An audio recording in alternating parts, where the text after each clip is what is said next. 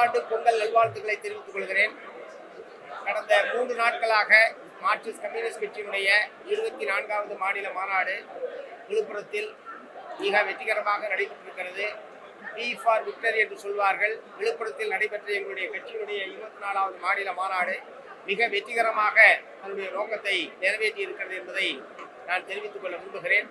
இந்த 3 நாள் மாநாட்டிலும் தமிழகத்தில் இருக்கக்கூடிய அரசியல் சூழ்நிலைகள் சம்பந்தமாகவும் தொழிலாளிகள், விவசாயிகள், மற்ற உழைக்கும் மக்களுடைய இன்றைக்கு எதிர்நோக்கக்கூடிய பல்வேறு பிரச்சனைகள் சம்பந்தமாகவும் மாநிலம் முழுவதும் வந்திருந்த சுமார் 600க்கும் மேற்பட்ட பிரதிநிதிகள் கூடி விவாதித்து பல முக்கியமான தீர்மானங்கள் என்பது நிறைவேற்றப்பட்டிருக்கிறது.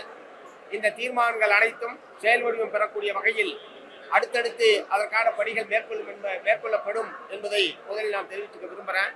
குறிப்பாக இன்றைக்கு மதவெறி பிஜேபி அரசு, ஒன்றிய அரசு மதவெறி மட்டுமல்ல, மாநில அரசாங்கங்களுடைய அதிகாரங்களை பறிப்பது, மாநிலங்களுக்கு நிதி ஒதுக்கீட்டிலே பாரபட்சம் காட்டுவது, மாநில அரசியல் சாசனம் வழங்கி இருக்கக்கூடிய அடிப்படை உரிமைகளுக்கு மாறாக நடந்து கொள்வது போன்ற மக்கள் விரோத நடவடிக்கைகளில் தொடர்ந்து ஈடுபட்டு வருகிறது.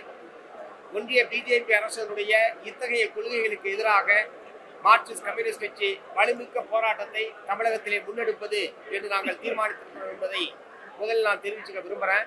அதே மாதிரி அந்த அரசாங்கம் கடைபிடிக்கக்கூடிய தாராளமய பொருளாதார கொள்கையினுடைய விளைவாக இன்றைக்கு வேலையின்மை என்பதும் விலைவாசி உயர்வு என்பதும் அனைத்து பகுதி மக்களையும் பாதிக்கக்கூடிய மிகப்பெரிய பிரச்சனையாக உருவெடுத்திருக்கிறது.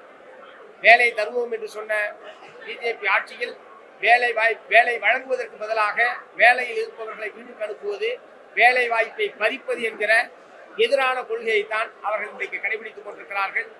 ஆகவே எல்லா துறைகளிலுமே நிரந்தர வேலை வாய்ப்பு என்பதற்கு பதிலாக ஒப்பந்த தொழிலாளர்கள், வெளிமுகமை, நிரந்தர பணி என்பதே இனிமேல் அரசு துறையிலே இருக்காது என்கிற அளவுக்கு மிக மோசமான ஒரு பொருளாதார கொள்கை அவர்கள் கடைபிடித்துக் கொண்டிருக்கிறார்கள். இந்த உழைக்கும் மக்களுக்கு எதிரான பொருளாதார கொள்கைக்கு எதிரான எங்களுடைய போராட்டம் தொடர்ந்து மேற்கொள்வோம் என்பதை இந்த நேரத்தில் தெரிவிச்சுக்க விரும்புகிறேன். தமிழ்நாட்டை பொறுத்தவரை மதவெறி சக்திகளை எதிர்ப்பதில் திராவிட முன்னேற்ற கழகத்தோடு மார்க்சிஸ்ட் கம்யூனிஸ்ட் கட்சி தொடர்ந்து பயணிக்கும் என்பதை நான் இந்த நேரத்தில் தெரிவித்துக் கொள்ள விரும்புகிறேன். அதே நேரத்தில் தமிழ்நாட்டில் நவீன தாராளமய கொள்கையை அமுல்படுத்துவது என்கிற பெயரில் மக்களுடைய வாழ்க்கையை, வாழ்வாதாரத்தை பாதிக்கக்கூடிய வகையில் மாநில அரசாங்கம் எடுக்கக்கூடிய நடவடிக்கைக்கு எதிராக ஜனநாயக பூர்வமான முறையில் எங்களுடைய போராட்டம் தொடரும் என்பதையும் இந்த நேரத்திலே தெரிவித்துக் கொள்கிறோம்.